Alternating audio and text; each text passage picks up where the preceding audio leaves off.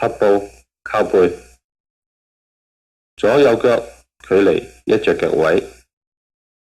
反右掌，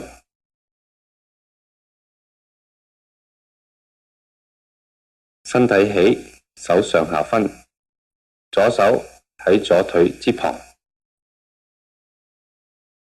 截胯，將重心移去腳尖，左手放鬆，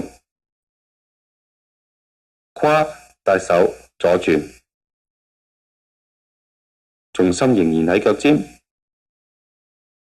提左手，眼望左手，左手喺右手嘅高度，靠背嘅時候將重心移返去腳心，胯帶手向右轉正。